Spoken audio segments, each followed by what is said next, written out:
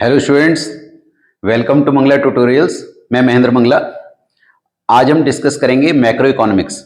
ये वीडियो आप लोगों के लिए काफ़ी हेल्पफुल होने वाला है। इसके थ्रू आप पूरा मैक्रो इकोनॉमिक्स को एक बार रिवाइज कर पाएंगे।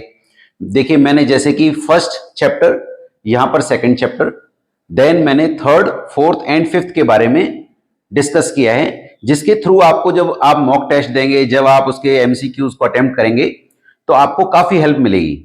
तो हम स्टार्ट करते हैं। पहला है national income and it's aggregates. जो पहला पॉइंट, जो पहला चैप्टर जो है वो फाइनल अकाउंट से साथ स्टार्ट होगा।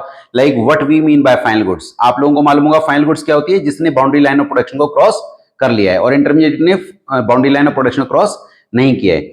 अब अगर मान लीजिए मैं आपसे एक क्वेश्चन पूछता हूं कि एक कार जो है वो शोरूम में रखी हुई है, तो वो फाइनल गुड्स मानी जाएगी या इंटरमीडिएट गुड मानी जाएगी? आप मुझे बता सकते हैं कमेंट सेक्शन में कि ये कौन सी गुड मानी जाएगी। अब एक बहुत इंपॉर्टेंट पॉइंट ये है कि जैसे सेम गुड फाइनल या इंटरमीडिएट हो सकती है। एक एग्जांपल ले लेते हैं। जैसे मान लीजिए हमने कहा कि हमने एक आटे का पैकेट खरीदा और घर लाके हमने उसकी रोटी बना के खा ली, तो वो कौन सा गुड माना जाएगा? फाइनल। बट वही अगर एक बेकर खरीदेगा तो वो क्या माना जाएगा? इंटरमीडिएट। तो सबसे ज्यादा मैटर क्या करेगा कि एंड में किसने यूज किया, और फाइनल गुड्स को ही हम नेशनल इनकम में ऐड करते हैं।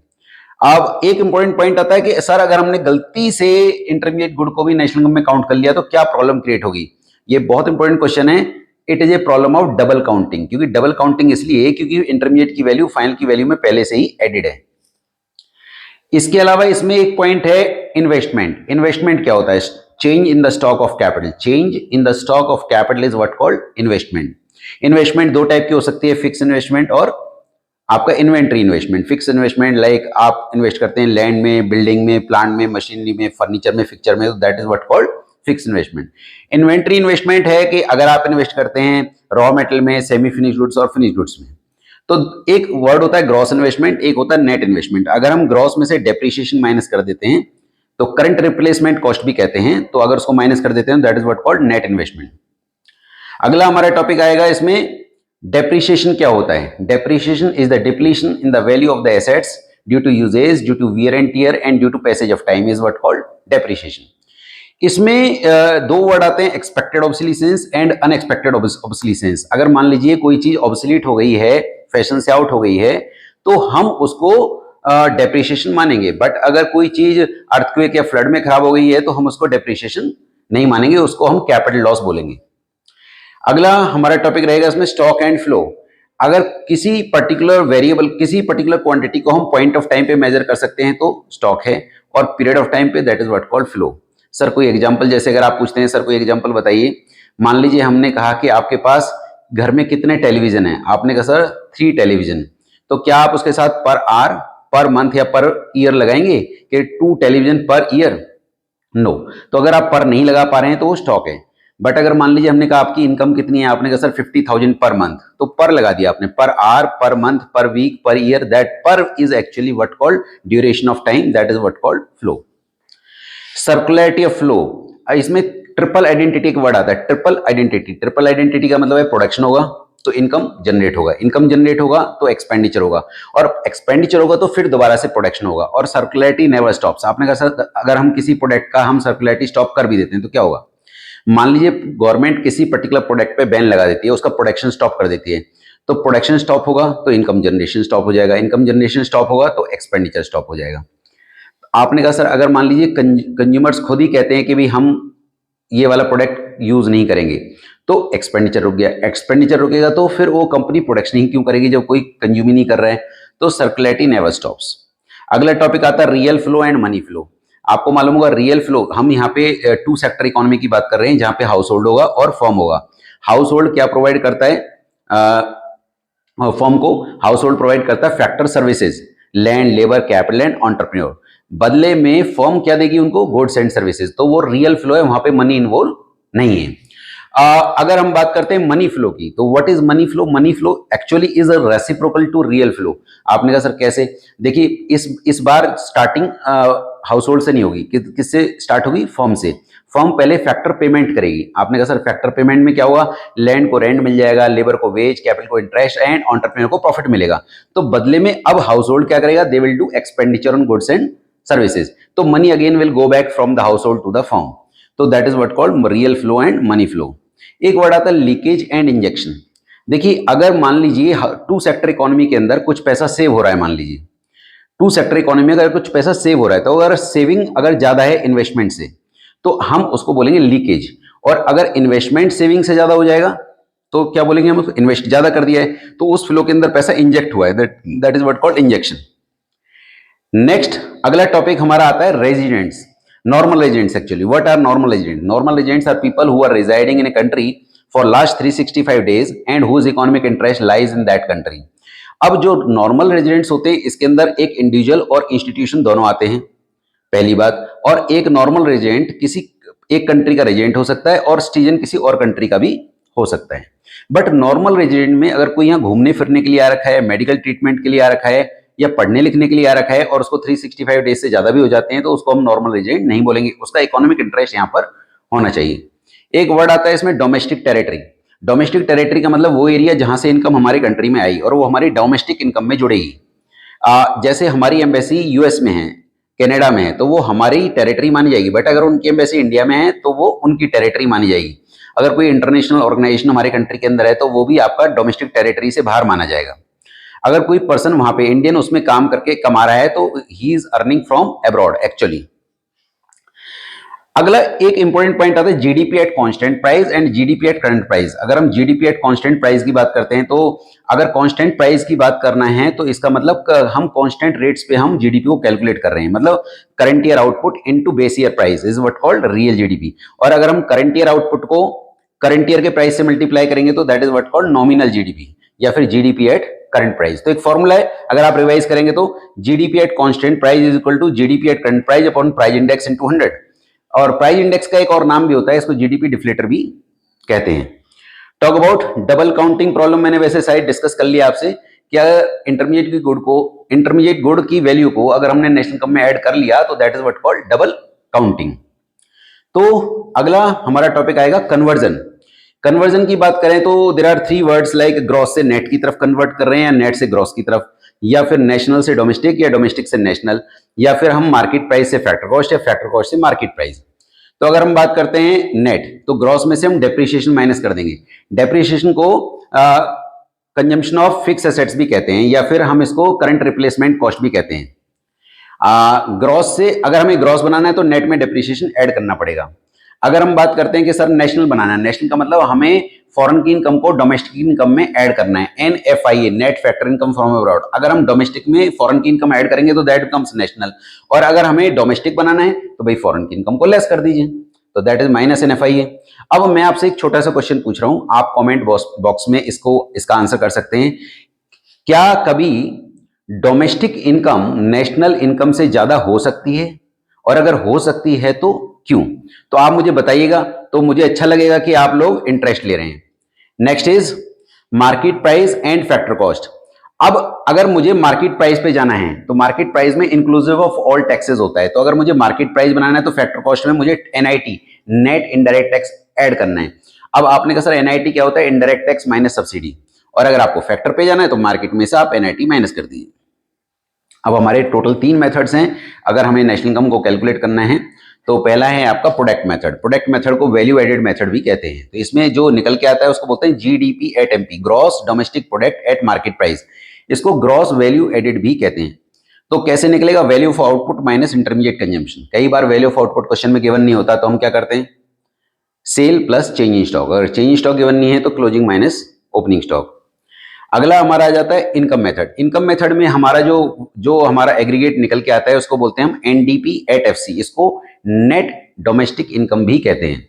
तो कैसे निकलेगा? पहला कंपोनेंट है COE, कंपनसेशन ऑफ एम्प्लॉइज। इसके अंदर 3 पार्ट होते हैं, compensation in cash, compensation in kind and employer contribution in PF। दूसरा होता है ऑपरेटिंग सरप्लस। ऑपरेटिंग सरप्लस में 2 हिस्से हो जाते हैं, income from property and income from entrepreneurship. Income from property से रेंट, इंटरेस्ट एंड रॉयल्टी आता है, और एंटरप्रेन्योरशिप से प्रॉफिट आता है। प्रॉफिट के फर्दर 3 पार्ट हो जाते हैं, डिविडेंड, कॉर्पोरेट टैक्स, डिविडेंड जो आपने पब्लिक में बांट दिया, कॉर्पोरेट टैक्स जो गवर्नमेंट को दे दिया, और तीसरा आ जाता है रिटेन्ड अर्निंग। रिटेन्ड अर्निंग को हम अनडिस्ट्रीब्यूटेड प्रॉफिट भी कहते हैं, कॉर्पोरेट सेविंग, अनडिस्ट्रीब्यूटेड प्रॉफिट और रिटेन्ड अर्निंग हम इसको कह सकते हैं। और तीसरा कंपोनेंट है मिक्स्ड इनकम। मिक्स्ड इनकम का मतलब जो सेल्फ एम्प्लॉयड लोगों की जो इनकम है उसको हम मिक्स्ड इनकम कहते हैं। तो तीनों कंपोनेंट्स को जोड़ेंगे तो एनडीपीएफसी आ जाता है, उसके बाद आप इसको कन्वर्ट कर सकते हैं। अच्छा, नेशनल इनकम एग्रीगेट, अगर हम एग्रीगेट्स की फॉर्म में नेशनल इनकम को बोलते हैं तो क्या बोलते हैं, आप बता सकते हैं मुझे कमेंट सेक्शन में कि नेशनल इनकम को हम क्या बोलते हैं? जीडीपी एट एमपी बोलते हैं, या एनडीपी एट एमपी बोलते हैं, या एनएनपी एट एफसी बोलते हैं? आप मुझे बता सकते हैं। Next is expenditure method. Expenditure method से जो हम एग्रीगेट कैलकुलेट करेंगे that is what called GDP at MP. इसका जो पहला पार्ट है वो है हमारा private final consumption expenditure and government final consumption expenditure. उसके बाद आता है ग्रॉस इन्वेस्टमेंट। ग्रॉस इन्वेस्टमेंट को ग्रॉस डोमेस्टिक कैपिटल फॉर्मेशन भी कहते हैं। और तीसरा कंपोनेंट है नेट एक्सपोर्ट्स। नेट एक्सपोर्ट होता है एक्सपोर्ट माइनस इंपोर्ट। अच्छा, तो ये हमारे तीन मेथड्स हैं। इसके बाद आप इनको कन्वर्ट कर सकते हैं जो भी हम कैलकुलेट करना चाहें। तो होप सो आपको ये वाला टॉपिक समझ में आया होगा, रिवाइज हुआ होगा। Next is determination of income and employment. इसमें हमारा जो पहला वर्ड आता है वो होता है एग्रीगेट डिमांड। एग्रीगेट डिमांड का मतलब होता है planned expenditure in the economy, planned expenditure on final goods and services in one accounting year at different level of income. अलग अलग इनकम लेवल पे कितना फाइनल गुड्स और सर्विसेज पे एक्सपेंडिचर होगा, that is what called aggregate demand. और aggregate supply की बात करते हैं तो एग्रीगेट सप्लाई का मतलब है कि कितना प्लान्ड हम प्रोडक्शन करने वाले हैं इकोनॉमी के अंदर इन वन अकाउंटिंग ईयर। तो अगर एग्रीगेट डिमांड की एज पर केनेजियन मॉडल, इसका जो डेफिनेशन है सी प्लस आई है, बट प्रैक्टिकल सेंस में हम बोलते हैं सी प्लस आई प्लस जी प्लस एक्स माइनस एम। मतलब अगर इकोनॉमी ओपन है और रेस्ट ऑफ द वर्ल्ड वहां है तो एग्रीगेट डिमांड की जो फुल डेफिनेशन है वो सी प्लस आई प्लस जी प्लस एक्स माइनस एम होती है। बट हम केनेजियन मॉडल में स्टडी कर रहे हैं तो सी प्लस आई। और अगर एग्रीगेट सप्लाई की बात करते हैं तो कंजम्पशन प्लस सेविंग, तो consumption plus investment, consumption plus saving.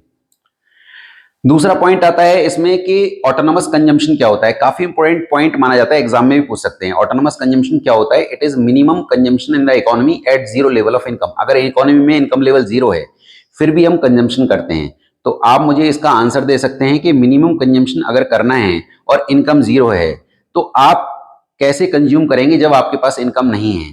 तो आप मुझे कमेंट बॉक्स में ये लिखकर बता सकते हैं कि हम जो कंजम्पशन करेंगे वो कहां से करेंगे जब इनकम जीरो है। नेक्स्ट इज एपीसी क्या हो? अच्छा, consumption is the function of income. आपने कहा सर इसका क्या मतलब है? मतलब जब इनकम बढ़ेगी तो कंजम्पशन बढ़ेगा और इनकम कम होगी तो कंजम्पशन कम होगा। बट जब इनकम जीरो होगी तो कंजम्पशन जीरो नहीं होगा, because as I told autonomous consumption. अगला पॉइंट आता है APC, average propensity to consume. APC कहता है consumption upon income, that is ratio of consumption to income. तो और एक होता है APS, average propensity to save, that is ratio of saving to income. अगर मान लीजिए मैं कहता हूं 100 करोड़ में से 90 करोड़ खर्च कर दिए तो दैट आंसर विल बी 0.9। अब देखिए 100 करोड़ में से 90 खर्च कर दिए तो बचाए कितने? 10 करोड़, दैट इज 0.1। तो हम ये देखते हैं कि एपीसी प्लस एपीएस 1 होता है, तो एपीसी होता है 1 माइनस एपीएस और एपीएस होता है 1 माइनस एपीसी। अगला, अच्छा, APC can be greater than 1। APC 1 से बड़ा हो सकता है but MPC can't be greater than 1, क्योंकि हम एडिशनल इनकम जो हुई है उससे ज्यादा हम एडिशनल कंजम्पशन नहीं कर सकते। तो MPC can't be greater than 1 but APC can be greater than 1। याद रखिएगा, बहुत इंपॉर्टेंट है, एग्जाम में भी आ सकता है। एमपीसी का फॉर्मूला क्या होगा? Delta C upon delta Y. आपने कहा सर इसका मतलब क्या है? Ratio of change in consumption to change in income, और इसका होता है ratio of change in saving to change in income. MPC plus MPS is equal to 1 होता है। तो अगर आपने कहा एमपीसी निकालना है 1 माइनस एमपीएस और एमपीएस निकालना है तो 1 माइनस एमपीसी। अच्छा, ये वाला जो पार्ट है ये मैंने के साथ डिस्कस किया है, बाद में करेंगे, अभी जो अगले पार्ट पे मैं आऊंगा। नेक्स्ट हमारा है x anti saving. X anti saving का मतलब क्या होता है? एंटीसिपेटेड सेविंग, कि भाई कितनी इकोनॉमी में सेविंग होगी। एंड एक्स एंटी इन्वेस्टमेंट का मतलब है कितनी इन्वेस्टमेंट इकोनॉमी में होगी। अच्छा, इसमें एक्सपोस्ट वर्ड भी आता है। एक्सपोस्ट सेविंग का मतलब एक्चुअल में कितनी सेविंग हुई, और एक्सपोस्ट इन्वेस्टमेंट का मतलब आ जाएगा कि कितनी इन्वेस्टमेंट एक्चुअल हुई।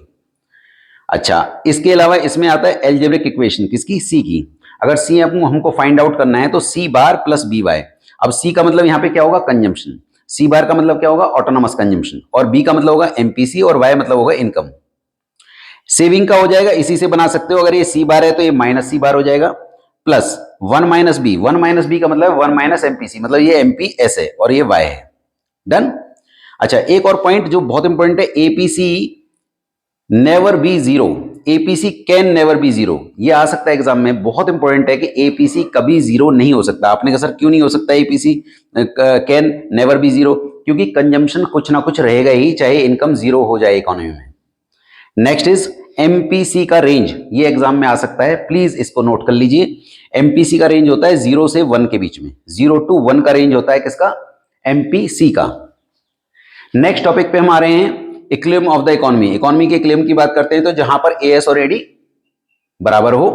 अब एएस का मतलब सी प्लस एस और एडी का मतलब सी प्लस आई। अगर हम सी से सी कट कर देंगे तो that is S is equal to I. हम ये भी कह सकते हैं सी प्लस एस को वाई भी कहते हैं, तो Y is equal to C plus I. एक होता है हमारा एडी। अच्छा, अगर अब ये इस पे मैंने क्वेश्चन मार्क लगाया है, इसका आंसर आप मुझे कमेंट बॉक्स पे दे सकते हैं, कमेंट सेक्शन में, कि भी आपका अगर एएस ग्रेटर देन एडी है तो क्या होगा और एडी ग्रेटर देन एएस है तो क्या होगा। इसी को हम ऐसे भी बोल सकते हैं, एस ग्रेटर देन आई या फिर आई ग्रेटर देन एस। जब आप मुझे आंसर करेंगे तो आप पहले क्वेश्चन राइट उसमें लिखेंगे, टाइप करेंगे, उसके बाद उसका आंसर लिखेंगे, so that I will come to know कि कौन से क्वेश्चन का आपने आंसर दिया है। नेक्स्ट इज के। के इज इक्वल टू, अब के क्या होता है, मल्टीप्लायर। इसके हमारे तीन फॉर्मूलाज हैं, K is equal to 1/1 minus MPC, 1 MPS या फिर delta Y upon delta I. अब इस पे मैं कुछ क्वेश्चंस आप लोगों के लिए पुट कर रहा हूं, काफी इंपॉर्टेंट है बोर्ड एग्जाम के लिए। इफ एमपीसी इज 1, अगर एमपीसी 1 है तो आपका के का वैल्यू क्या होगा, ये आप मुझे बता सकते हैं। और इफ एमपीसी इज 0, अगर एमपीसी 0 है तो what will be the value of के, ये आप मुझे बता सकते हैं। ये आपको बहुत अच्छा रिवाइज कराएगा। नेक्स्ट इज रेंज ऑफ के। अच्छा, के का जो रेंज है वो मैं आपको बता देता हूं। रेंज जो होता है वो 1 से लेके इन्फिनिटी होता है, ये आप प्लीज नोट कर लीजिए अपने कहीं पे नोटबुक में, एग्जाम में आ सकता है कि what is the range of के। के मतलब मल्टीप्लायर, 1 से लेकर इन्फिनिटी इसका रेंज होता है। नेक्स्ट हमारा टॉपिक आता है inflationary gap and deflationary gap. तो what is inflationary gap? Inflationary gap का मतलब होता है जब आपका एग्रीगेट डिमांड जो है वो एग्रीगेट सप्लाई से ज्यादा है। Inflationary gap is situation when aggregate demand is greater than aggregate supply corresponding to full employment level. मतलब फुल एम्प्लॉयमेंट लेवल के साथ कंपेयर करने के बाद अगर एग्रीगेट डिमांड एग्रीगेट सप्लाई से ज्यादा है, that is what called inflationary gap. और आपने कहा सर अगर मान लीजिए इसका रिवर्स कर देते हैं तो that is what called deflationary gap. अब इसको हाउ टू करेक्ट, सबसे ज्यादा इंपॉर्टेंट इसमें इसके कॉन्सिक्वेंस क्या होंगे। इन्फ्लेशनरी गैप में केवल चीजों के रेट बढ़ेंगे और आप आउटपुट को एक पर्टिकुलर लेवल के बाद नहीं बढ़ा सकते, मतलब आउटपुट कांट बी चेंज क्योंकि फुल एम्प्लॉयमेंट हो रहा है, ओनली प्राइस राइज, इन्फ्लेशन। और डिफ्लेशनरी गैप में क्योंकि आपका जो आउटपुट हुआ है वो जो जितना हमें आउटपुट रिक्वायर्ड था उससे ज्यादा हो गया है, तो अनवांटेड स्टॉक क्रिएट हो जाएगा, तो प्रोडक्शन कट होगा, अनएम्प्लॉयमेंट आएगी। तो that is the consequence of deflationary gap. अब आप सोचिए कि इन्फ्लेशनरी गैप अगर है तो गवर्नमेंट को क्या करना चाहिए। गवर्नमेंट के पास मान लीजिए दो तरीके से मेजर होते हैं, एक तो आपका फिजिकल पॉलिसी और एक मॉनेटरी पॉलिसी। फिजिकल पॉलिसी को गवर्नमेंट अप्लाई करेगी और मॉनेटरी को आरबीआई। तो अगर हम बात करते हैं इंडिया के रेफरेंस में, तो अगर हम बात करते हैं इन्फ्लेशनरी गैप, इन्फ्लेशनरी गैप को कंट्रोल करने के लिए गवर्नमेंट को क्या करना है, गवर्नमेंट को अपने टैक्सेस बढ़ाने हैं, क्योंकि इन्फ्लेशन इकोनॉमी में लोगों पे पैसा ज्यादा है, तो टैक्सेस बढ़ाने हैं, ठीक है, और अपना एक्सपेंडिचर कम करना है और पब्लिक से बोरो ज्यादा करना है। तो दैट इज व्हाट कॉल्ड के भी फिजिकल मेजर्स। और मॉनेटरी मेजर्स में क्या होगा, सीआरआर बढ़ा दीजिए, एसएलआर बढ़ा दीजिए, ओपन मार्केट ऑपरेशंस में गवर्नमेंट सिक्योरिटीज को क्या करेंगे आप, अगर इन्फ्लेशन है तो सेल करेंगे, तो ये मेजर्स ले सकते हैं। और डिफ्लेशनरी गैप में गवर्नमेंट को क्या करना है, क्योंकि डिफ्लेशन है, इकोनॉमी में डिमांड नहीं है, तो गवर्नमेंट को अपने एक्सपेंडिचर्स को बढ़ाना है, टैक्सेस को कम करना है, और पब्लिक से अगर बोरो कर रखा है तो रिफंड करना है और बोरो नहीं करना है। और अगर मॉनेटरी मेजर्स की बात करें तो बैंक रेट को सस्ता करना है, बैंक रेट, सीआरआर, एसएलआर सबको डाउन करना है, ओपन मार्केट ऑपरेशंस में गवर्नमेंट सिक्योरिटीज को बाय करना है। तो these are the measures in the deflationary gap. Next हमारा टॉपिक आएगा मनी एंड बैंकिंग। तो जो सबसे ज्यादा टफ टॉपिक्स हैं वो पहला और दूसरा ही है, इसके बाद थोड़ा सा कंपैरेटिवली आप लोगों के लिए इजी हो जाता है।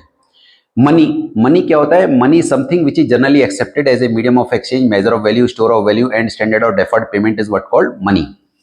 अब हम बात करते हैं बार्टर सिस्टम की। बार्टर सिस्टम पहले हुआ करता था when the goods were exchange for goods, इसको सीसी इकोनॉमी कहते हैं। इसकी जो सबसे बड़ी कमी थी double coincidence of wants का ना होना। तो what is double coincidence of wants, when the goods in possession, मतलब goods in possession of individual जो है ना, two different individuals is needed by each other is what called double coincidence. तो double coincidence जब तक होती नहीं थी तब तक एक्सचेंज होता नहीं था, और डबल कोइंसिडेंस का होना बहुत रेयर था। तो ये पहली प्रॉब्लम थी। फिर स्टोर नहीं कर सकते थे, ट्रांसफर करना मुश्किल था, फ्यूचर पेमेंट करना मुश्किल था, ये प्रॉब्लम्स थी बार्टर सिस्टम की। तो इसलिए मनी इन्वेंट हुआ। तो पहले तो आपका पहले बार्टर सिस्टम था, फिर आपका एलॉय मेटल आ गया, फिर पेपर मनी, प्लास्टिक मनी, आज की डेट में डिजिटल पेमेंट्स का जमाना है। Talk about fiat money. Fiat money क्या होता है? Fiat money which is the money which is issued by the government order, that is what called fiat money. And what is fiduciary money? Fiduciary money is basically the money which is based on trust and faith. जैसे आपने किसी को check दिया तो कह रहा है sir bounce तो नहीं होगा, मैंने कहा आप फेथ रखिए, तो that cheque is actually fiduciary money. Full bodied money. Full bodied money क्या होता है? Where money value and commodity value both are equal, that is what called full bodied money. आज की डेट में फुल बॉडीड मनी नहीं है. Britishers के time में एक सिल्वर का कॉइन चलता था, वो फुल बॉडीड मनी था, जहां पे उसकी मेटेलिक वैल्यू और जो उस पर लिखा होता था वो इक्वल होता था. आज की डेट में फुल बॉडीड मनी नहीं है. तो आज की डेट में कौन सा मनी है? क्रेडिट मनी, क्योंकि उस पर जो उस पर लिखा हुआ है that is money value is greater then the commodity value. Done. आपने कहा सर मनी वैल्यू क्या है? जो उस पर लिखा हुआ है, that is which is inscribed on money, that is what called money value. And what is commodity value? The value of the commodity the currency is made of, that is what called commodity value. तो हाँ, अगर money value commodity value से ज्यादा है तो इसको क्या बोलेंगे? Credit money. Next is functions of money. अब फंक्शंस ऑफ मनी इजी है कि भाई ये आपका स्टोर ऑफ वैल्यू है, स्टैंडर्ड और डिफर्ड पेमेंट है, मीडियम ऑफ एक्सचेंज है, ओके, मेजर ऑफ वैल्यू है. These are different functions. Next is supply of money. M1 concept की बात करेंगे. Supply of money is a stock concept. Exam में आ सकता है. सप्लाई ऑफ मनी कैसा कॉन्सेप्ट है? Supply of money is a stock concept, क्योंकि हम पॉइंट ऑफ टाइम पे मेजर करते हैं कि कितना इकोनॉमी में मनी फ्लोट कर रहा है. तो इसमें M1 कॉन्सेप्ट में डिस्कस कर रहा हूं. Currency with the public, demand deposits with the banks and other deposits with the RBI, that is what called money supply. Next is banking. What is bank? It is a financial institution who accept deposits for the purpose of lending, and money can be withdrawn either by cash, draft or order and otherwise. That is what called bank. अब हम बात करते हैं money creation. Money creation का formula क्या है? 1/CRR into cash reserves. तो money creation एक बैंक, जो कॉमर्शियल बैंक्स का एक बहुत इंपॉर्टेंट टूल होता है, जिसके थ्रू वो कई गुना ज्यादा मनी क्रिएट कर देते हैं थ्रू द डिपॉजिट्स. ये आपको प्रोसेस पता होगा, काफी इंपॉर्टेंट है. इसका फॉर्मूला रहेगा 1/रिजर्व ratio into credit reserve, cash reserves. Next is, अब अगला इसमें टॉपिक आएगा कि भी सेंट्रल बैंक क्या होता है. ये आप कर सकते हैं, इजी है. सेंट्रल बैंक किसी भी कंट्री का टॉप मोस्ट बैंक होता है और उसके डिफरेंट फंक्शंस हैं, वो इजी टॉपिक है. अगला टॉपिक जो इंपॉर्टेंट टॉपिक आएगा वो आएगा qualitative and quantitative and qualitative measures. तो क्वांटिटेटिव में आपका bank rates, open market operation, CRR, SLR है. Bank rate, the rate at which RBI give loan to the commercial banks.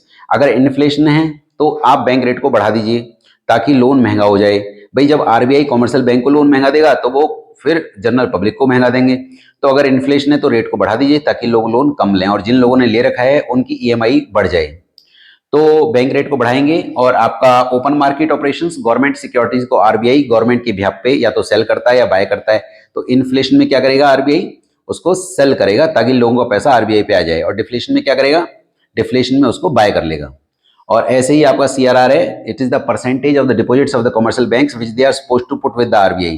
तो इन्फ्लेशन में इसको बढ़ाया जाएगा ताकि रिजर्व में ज्यादा जाए, लोन कम जाए. और डिफ्लेशन में उल्टा कर दीजिए. और SLR, स्टैट्यूटरी लिक्विडिटी रेशो, ये इसका मतलब है percentage of the deposits of the commercial banks which they are supposed to put with themselves in the form of cash, gold and approved securities is what called SLR, statutory liquidity ratio. Inflation में इसको भी बढ़ाया जाएगा, deflation में कम किया जाएगा. Qualitative measures में जो काफी इंपॉर्टेंट है, एक मार्जिन रिक्वायरमेंट है, एक राशनिंग ऑफ क्रेडिट है, एक मॉरल सुएशन है. तो अगर मार्जिन की बात करते हैं तो क्वालिटेटिव जो होता है वो पूरी इकोनॉमी को इम्पैक्ट नहीं करता है, एक पर्टिकुलर एरिया को या सेगमेंट को इम्पैक्ट करता है. मान लीजिए बैकवर्ड एरिया के लिए जो मार्जिन रिक्वायरमेंट है वो कम है और अर्बन एरिया के लिए मार्जिन रिक्वायरमेंट ज्यादा है. मार्जिन का मतलब होता है जितना रुपए का आपने सिक्योरिटी गवर्नमेंट को, उसको बैंक को ऑफर किया, बैंक ने कितना लोन दिया. कभी भी बैंक उतने अमाउंट का लोन नहीं देता, उससे कम का देता है. तो जो गैप होता है उसको मार्जिन बोलते हैं. तो इन्फ्लेशन के टाइम पे जो आपका RBI है वो मार्जिन को बढ़ाएगा ताकि लोन कम जाए और डिफ्लेशन में कम करेगा. और अगला है आपका राशनिंग ऑफ क्रेडिट का मतलब है क्रेडिट कोटास फिक्स करना कि किस एरिया में लोन देना है, किस में नहीं देना है, किस में ज्यादा देना है, किस में कम देना है. और मॉरल सोल्यूशन का मतलब मॉरली RBI जो है डिफरेंट बैंक्स की मीटिंग लेके उनको मॉरली प्रेशराइज करता है कि RBI गाइडलाइंस को स्ट्रिक्टली फॉलो किया जाए. तो होप सो मैंने आपको ये वाला जो टॉपिक है वो डिस्कस किया. नेक्स्ट है हमारा government budget. What is government budget? Government budget is a numerical statement of estimate of the government revenues and the government expenditure in coming financial year. So that is what called government budget. अगर objective of government की budget की बात करें तो एक reallocation of resources है, GDP growth है, economy को स्टेबलाइज करना है. तो ये इसके क्या है? ऑब्जेक्टिव है. अगर हम कंपोनेंट्स की बात करें तो गवर्नमेंट बजट के दो हिस्से होते हैं. अगर आपको याद हो, गवर्नमेंट बजट में दो हिस्से होते हैं, एक होता है रिसीट्स, एक होता है एक्सपेंडिचर. रिसीट दो टाइप की होती है. आपका revenue receipts and capital receipts. ऐसे ही एक्सपेंडिचर भी दो टाइप का होता है, revenue expenditure and capital expenditure. अब हम बात करते हैं कि आपका रेवेन्यू जो रिसीट्स में रेवेन्यू रिसीट्स क्या होती है। देखिए पहली बात आप सोचिए, पैसा कब आएगा, पैसा कब आएगा। सोचिए पैसा आएगा या तो हमने एसेट्स को सेल किया हो, या फिर हमने लोन लिया हो, लाइबिलिटी क्रिएट करी हो, लाइबिलिटी हमने बढ़ाई हो। तो मैं कहता हूं इस पे नाइदर नॉर लगा दीजिए। नाइदर नॉर का क्या मतलब हो गया, सोचिए कि ना तो हमने एसेट्स को सेल किया, ना हमने लाइबिलिटी को बढ़ाया, और फिर भी पैसा आ रहा है, तो उसको क्या बोलेंगे हम, रेवेन्यू रिसीट। और अगर आइदर और लगा देते हैं तो उसको बोलेंगे हम कैपिटल रिसीट। या तो हमने एसेट्स को सेल किया है, लाइबिलिटी क्रिएट किया है, तो उसको बोलेंगे हम capital receipt. Revenue receipt further दो टाइप की होती है, tax receipt and non tax receipt. वो आपको थोड़ा बहुत रिकॉल हो जाएगा जब, क्योंकि हम अभी तो रिवाइज कर रहे हैं। नेक्स्ट इज एक्सपेंडिचर भी दो टाइप का होता है, revenue expenditure and capital expenditure. अब सोचिए खर्चा कब होता है, खर्चा होता है या तो गवर्नमेंट ने एसेट्स को क्रिएट किया, मतलब या तो एसेट्स को खरीदा, या फिर लाइबिलिटी को पे करा। तो अब इसमें नाइदर नॉर लगा दीजिए, ना तो हमने एसेट, गवर्नमेंट ने एसेट खरीदी, ना लाइबिलिटी पे करी, तो वो कौन सा एक्सपेंडिचर है, रेवेन्यू एक्सपेंडिचर। जो आपका डे टू डे मेंटेनेंस पे, लॉ एंड ऑर्डर मेंटेन करने पे, गवर्नमेंट अपने एम्प्लॉय को सैलरी देने में खर्च करेगी, तो वो रेवेन्यू एक्सपेंडिचर है। कैपिटल एक्सपेंडिचर कब होगा, या तो गवर्नमेंट ने एसेट्स को बाय किया हो, या फिर लाइबिलिटी का पेमेंट किया हो, तो that is what called capital expenditure. फिर हम बात करते हैं रेवेन्यू डेफिसिट की। रेवेन्यू डेफिसिट होता है when revenue expenditure is more than revenue receipt.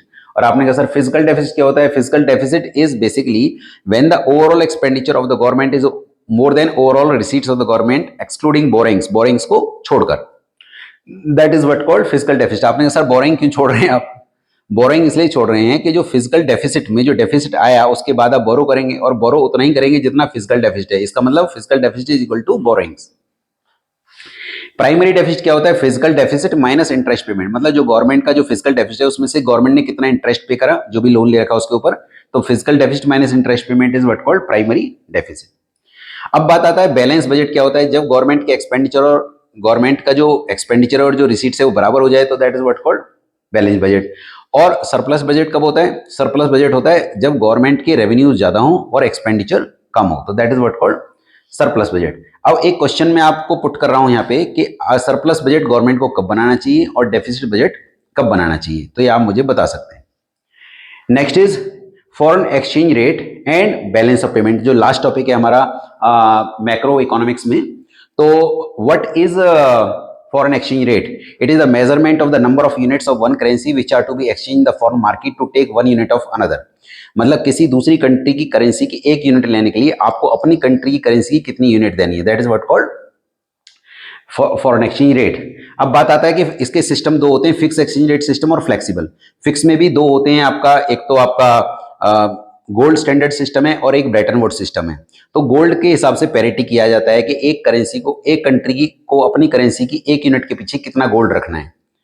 तो जैसे मान लीजिए यूएस कहता है कि भी हम $1 के पीछे 2 ग्राम गोल्ड रखेंगे, और यूके पॉन्ड, मान लीजिए पॉन्ड के पीछे 4 ग्राम गोल्ड है, तो 1 UK pound will be equal to 2 US dollars. तो इसका मतलब इस तरह से उसको फिक्स एक्सचेंज रेट सिस्टम कहा जाता था। आज की डेट में पूरे वर्ल्ड में फ्लेक्सिबल सिस्टम ही चलता है, क्योंकि इसकी बहुत कमियां थी। फिक्स सिस्टम के अंदर बहुत सारे गोल्ड रिजर्व्स रखने पड़ते थे। ओके, बहुत ज्यादा गोल्ड रिजर्व्स रखने की वजह से अगर कोई इकोनॉमी बहुत ज्यादा डाउन चली जाती है तो उसको रिवाइव करना मुश्किल होता था कि गोल्ड रिजर्व्स कहां से लाएंगे। नेक्स्ट है फ्लेक्सिबल सिस्टम। फ्लेक्सिबल सिस्टम के अंदर क्या होता है कि जो रेट डिटरमाइन होता है फॉरेन एक्सचेंज रेट का, it is based on demand and supply. अब आपने कहा सर इसके अंदर दो तीन वर्ड्स बड़े कंफ्यूजिंग है, लाइक डेप्रिसिएशन है, या डीवैल्यूशन है, या रीवैल्यूशन है, एप्रिसिएशन है, ये सब क्या है।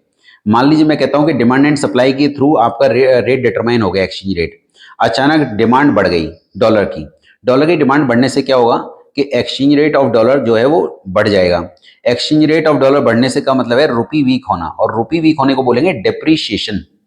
डेप्रीशिएशन क्यों बोला, क्योंकि हमारी होम करेंसी वीक हो गई है डॉलर के मुकाबले में। इसका इम्पैक्ट क्या पड़ेगा, डेप्रीशिएशन का मतलब हो जाएगा कि हमारी करेंसी वीक हो गई है, तो उन लोगों के लिए हमारी मार्केट सस्ती होगी, तो हमारे एक्सपोर्ट्स बढ़ेंगे और इंपोर्ट्स घटेंगे। आपने कहा रीवैल्यूएशन क्या होता है, देखिए डीवैल्यूएशन क्या होता है, जस्ट ये समझ लीजिए जो डिमांड एंड सप्लाई के थ्रू अगर होम करेंसी वीक हुआ तो डेप्रीशिएशन है, गवर्नमेंट ने इंटेंशनली वीक करा तो डीवैल्यूएशन है। अल्टीमेटली एक ही एम होता है कि एक्सपोर्ट्स को बढ़ाना और इंपोर्ट्स को कम करना, क्योंकि हम लोगों के लिए उनकी मार्केट महंगी होगी तो हम इंपोर्ट कम करेंगे। टॉक अबाउट इसके अंदर एक और वर्ड आ जाता है रीवैल्यूएशन एंड एप्रिसिएशन। तो अगर मैं ये कहता हूं कि डिमांड घट गई, मान लीजिए डॉलर की डिमांड घट गई इकोनॉमी के अंदर, तो क्या होगा? डॉलर की डिमांड घटने का मतलब ये होगा कि हमारा जो डॉलर वीक हुआ मतलब रुपी स्ट्रांग हुआ, इसको बोलेंगे एप्रिसिएशन। क्या बोलेंगे हम?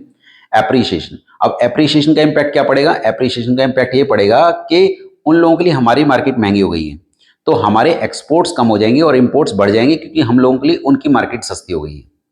और अगर गवर्नमेंट इंटेंशनली रुपी को स्ट्रांग करती है तो उसको बोलेंगे रीवैल्यूएशन। डन।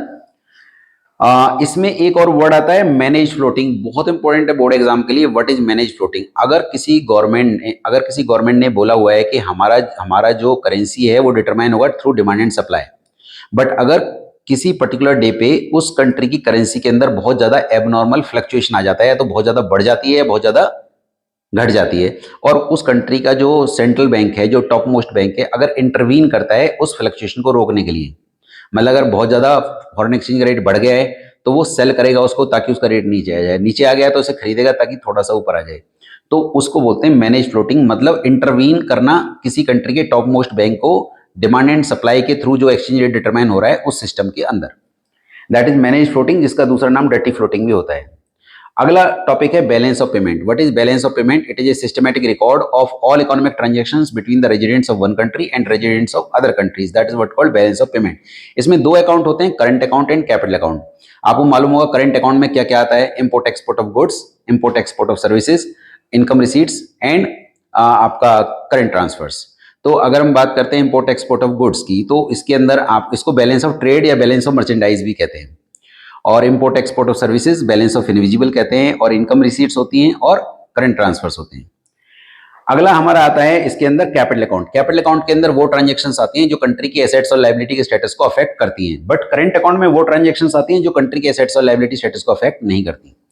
मोरओवर इस चैप्टर में जब भी फॉरेन करेंसी कंट्री में आएगा तो उसको क्रेडिट बोलेंगे और जाएगा तो डेबिट बोलेंगे। और जो कैपिटल अकाउंट है इसके अंदर आपका इन्वेस्टमेंट हो सकता है, बोरोइंग हो सकती है। बोरोइंग भी दो पर्पज से हो सकती है, एक्सटर्नल असिस्टेंस के लिए, मतलब असिस्टेंस पर्पज से हो सकती है, या कॉमर्शियल बोरोइंग हो सकती है। इन्वेस्टमेंट भी दो आती है, एफडीआई और एफआईआई। या तो हम लोग कर रहे हैं या हमारे यहाँ आ रहा है। तो एफडीआई होता है जो हमारे यहाँ डायरेक्ट इन्वेस्टमेंट आ रहा है, जैसे फैक्ट्रीज वगैरह लग रही हैं, और जो पोर्टफोलियो इन्वेस्टमेंट या फॉरेन इंस्टीट्यूशनल इन्वेस्टमेंट है वो हमारी शेयर मार्केट के अंदर अगर पैसा लगा रहे हैं तो that is what called FII या पोर्टफोलियो इन्वेस्टमेंट। और इसमें दो वर्ड्स काफी इंपॉर्टेंट माने जाते हैं, accommodating flows and autonomous flows. Accommodating flows जो होते हैं उन्हें गवर्नमेंट करती है, ऑटोनोमस फ्लोज को प्राइवेट सेक्टर के थ्रू होते हैं। फ्लक्चुएशन जो आती है वो ऑटोनोमस फ्लोज के थ्रू आती है जो प्राइवेट सेक्टर कर रहा है। प्राइवेट सेक्टर एक्चुअली जो भी कॉमर्शियल ट्रांजेक्शन्स कर रहा है, जिसके थ्रू फॉरेन करेंसी जा रहा है या आ रहा है, तो उसकी वजह से फ्लक्चुएशंस आती हैं, तो इनको अबव द लाइन आइटम्स कहा जाता है, ऑटोनोमस फ्लोज को। Accommodating flows below the line है, इनकी जब ये रिक्वायर्ड होते हैं, ये कभी ये ट्रांजेक्शन्स केवल तभी की जाती है, जैसे फॉरेन एक्सचेंज की शॉर्टेज हो गई, वर्ल्ड बैंक से लोन लिया या आईएमएफ से लोन लिया, तो दैट इज व्हाट कॉल्ड आपका अकोमोडेटिंग फ्लोज। तो मैंने आप लोगों से ब्रीफली सारे जितने भी इसमें यूनिट्स हैं आपके मैक्रो इकोनॉमिक्स के वो डिस्कस किए। होप सो ये आप लोगों को बहुत हेल्प करेगा सीयूईटी एग्जाम के लिए। और जब आप इसके जो एमसीक्यूज को प्रैक्टिस कर रहे हैं तो उससे पहले अगर आप एक बार गो थ्रू कर लेंगे तो it will be easy for you to practice. तो thank you so much for watching my video. Thank you.